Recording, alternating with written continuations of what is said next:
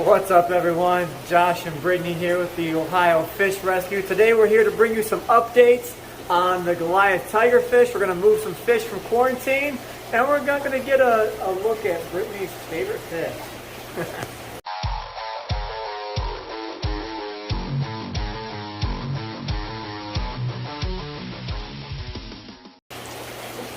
All right, everyone. So my girlfriend's a little bit camera shy. Oh, no, we're not doing that. All right, so we will work on making Miss Brittany a little less camera shy for the future. But for now, we're going to dive into what's her favorite fish here at the Ohio Fish Rescue.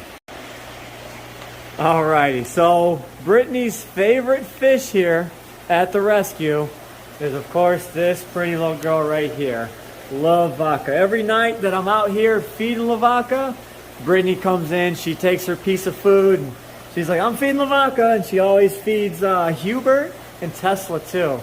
They're some of her favorites to feed, but you have a love for pufferfish, don't you? Yeah. So she really wants some pea puffers, which we are going to get Brittany her own tank of little pea puffers, maybe that little tank on the wall, maybe a little 15-gallon up there on the top 3 tier, but we will get her some pea puffers because Brittany wants pea puffers. But her favorite fish is Lavaca, of course. She's doing great. She's just doing puffer things.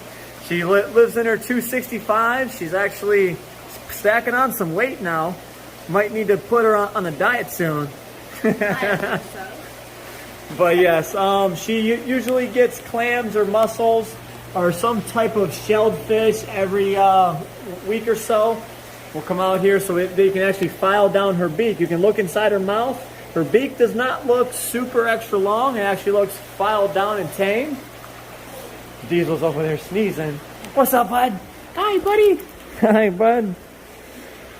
Well, Diesel was having a sneeze attack out there. But back to the puffer. You can see her beak is all ground down, so she's a healthy looking puffer. You done? You done? All right, so you can see that right here, this corner of the glass is actually broken. This was from Lavaca coming up trying to eat, and she hit the glass so hard that she actually cracked the piece of glass. So she's a little aggressive eater for sure. Look at them, so cute. All right, guys, moving on to the next bit. All right, guys, so I told you we'd get into Brittany's favorite fish. She's now behind the camera. You guys liked her behind the camera last time, so we're going to give this a shot again. But come on over here. So in this tank down here, bless you, we have this silver arowana. I'm going to go ahead and move him out of quarantine, and we're going to stick him in the 1,000-gallon over here. So I'm going to open this tank up first. You gotta watch out, Diesel.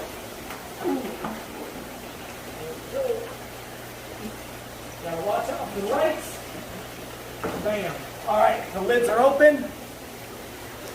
I gotta come over here to my little net ball. It's a little bit of a mess right now. All right. Now I gotta get this Arowana out of here without him messing himself up, which he's already kind of doing.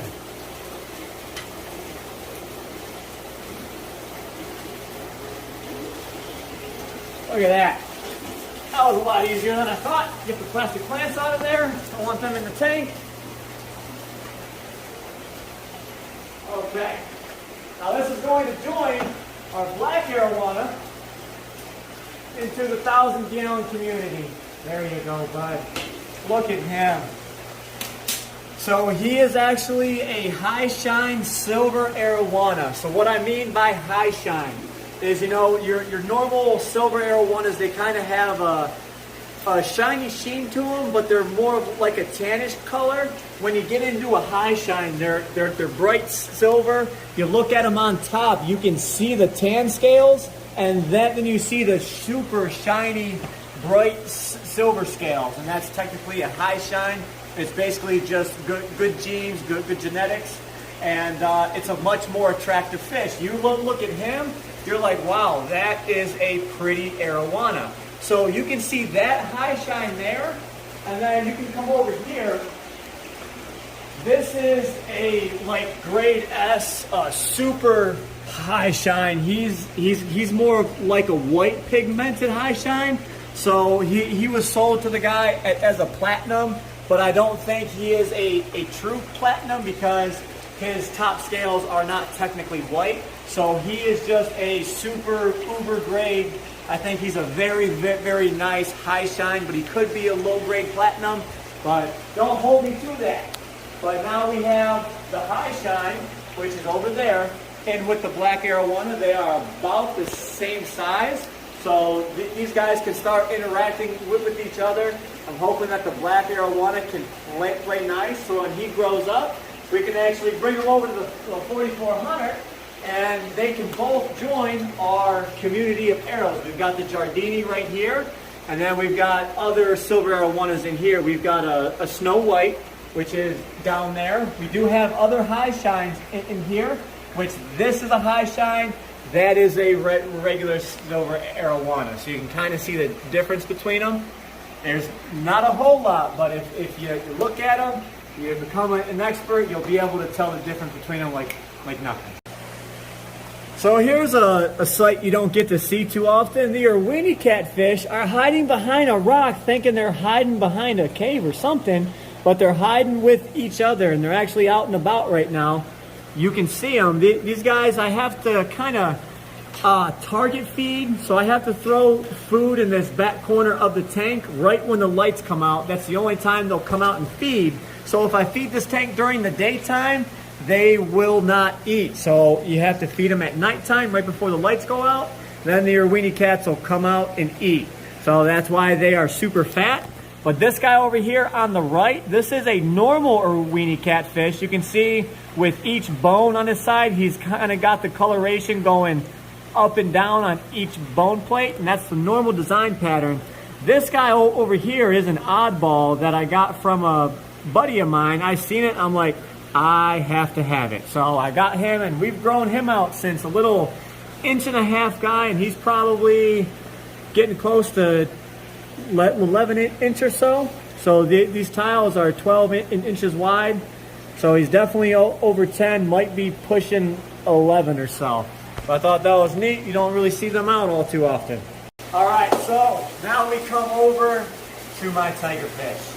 So you guys know these are one of my favorite fish on the planet. So if we go by actual fish, it is my favorite fish. My favorite catfish is the goonch. But these fish are by no means easy fish to care after. Both the goonch and the tigerfish are very, I'd say, expert level fish. So they're very hard to care for. They need, great water. They need a lot of amenities to try and keep these fish alive. These guys like high moving currents, as they grow. These guys do come from the Congo River Basin, so they're used to swimming through like white water rapids and very fast, very powerful water. So you see the size of the tail on these guys. You imagine this fish at 5 foot long.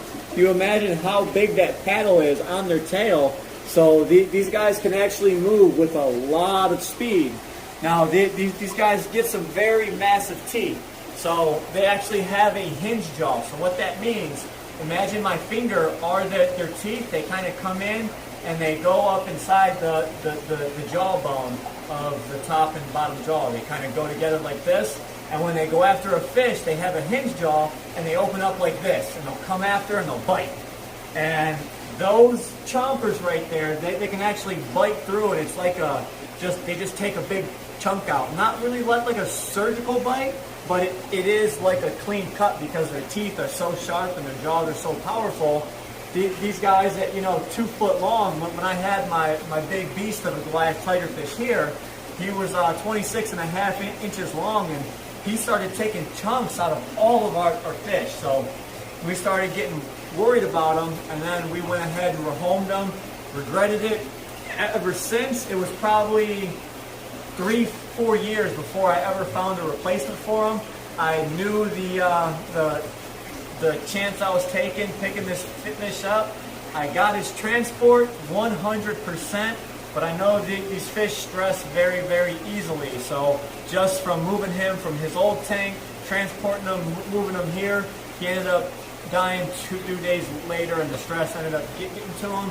There was nothing physically wrong with him on his body. He had no cuts, no scrapes. His eyes weren't cloudy. It was just the stress. It's just how these fish are. So they're very temperamental, and they are not meant for everyone. So put an update on them. These guys are doing awesome. You can see him. He's like a bit bigger around than my finger. I'd say he's probably 6.5, closing in on 7 inches long. The smaller guy, he's probably 6 inches or so. These guys are playing nice together. When I first put them in, the bigger one went after the smaller one, which you're not supposed to have more than one Goliath Tiger fish in a tank. But, you know, there are ways to curb aggression. You keep them fed. You kind of put plants in there. You break the visibility so one can't see the other. They have different sides of the tank, and they kind of play nice with each other. So that's what we try simulating here, and I try and keep them fed. I'm just ready to move these guys from this 75 over to this 125 here. But what has me worried is this Brittanys catfish. I have not gotten him to eat yet. So I don't want him to try attacking these Goliath Tiger fish right here, and also that golden dorado. I don't want him going after the Goliath Tiger fish either, because he is a very fast-moving predator from the Amazon, and he's got a big old attitude on him. So I want to put him in the 1,000-gallon, and then give the tiger fish this 125 to grow out just a little bit more. If I can get these guys to, I'd say 10 inches or so, and they're going to go right over there in that 1,000-gallon, and they're going to grow up to probably about 16 inch, and then they can go into the 4,400 where they can hit about 2 foot, and then they're in the monster pond, and then we're going to go for gold. 4-foot Goliath Tiger fish. We're going to have 2 of them. If I could have more, I'd love more, but I don't really, I can't afford them. They are expensive. They are hard to find. So I don't take the chance on shipping these guys in. These guys here were actually donations. The one was bought by Patrick. He felt so bad that the one died that I paid $500 for, and drove out and got him. He died 2 days after. So that one showed up in the mail. Can't thank him enough. And then the other one was actually a rescue. It was probably about an hour away. He called. He said, "Hey, I know you like tiger fish. I have one. He's kind of picking on my other fish. Come and get them." And he actually drove them here. So thank you guys. We're going to grow out these tiger fish and see what kind of monsters that we can grow out here at the Ohio Fish Rescue. But we do have some awesome content coming your way. So you guys are going to have to stay tuned. And as always, stay fishing, my friends.